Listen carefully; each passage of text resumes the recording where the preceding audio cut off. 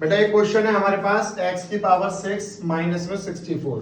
तो हमें इस फॉर्मूले का यूज करके इसको सॉल्व करना है। फॉर्मूला आपको याद होना चाहिए, ध्यान रखना। ठीक है, तो कैसे सॉल्व कर सकते हैं देखते हैं बेटा। x की पावर 6 को आप क्या लिख सकते हो, x स्क्वायर की पावर 3 लिख सकते हो, क्योंकि 2 3 का क्या होता है 6 होता है।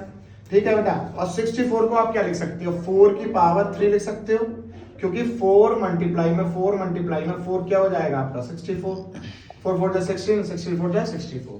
ठीक है, अब यहां पर समझने वाली बात यह है कि भाई आपको a मिल गया, ठीक है भैया, और आपको मिल गया क्या b। तो यहां पर साइड में लिख लूं मैं अपने पहचान के लिए कि a की वैल्यू मेरे पास क्या है x स्क्वायर है और b की वैल्यू क्या है मेरे पास 4 है। यहां तक समझो, ठीक है बेटा, समझ में आ रही है बेटा।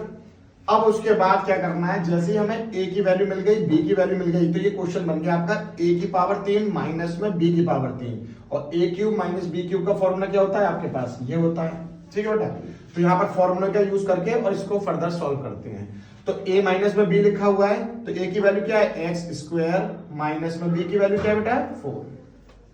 ठीक है, सबको समझ में आ गई।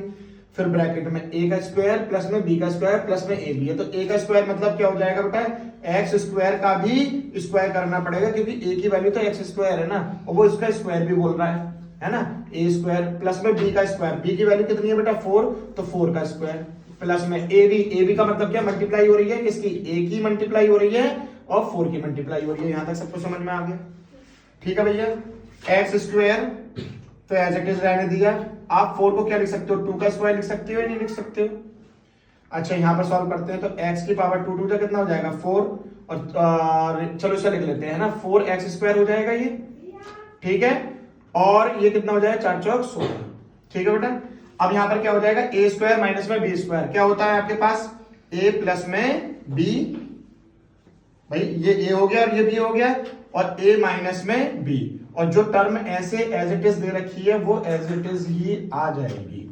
ठीक है, मतलब यहां पर आपका फॉर्मूला लग गया a स्क्वायर माइनस में b स्क्वायर, क्या होता है एक बार प्लस और एक बार माइनस। क्लियर हो गया, ऐसे सॉल्व करो।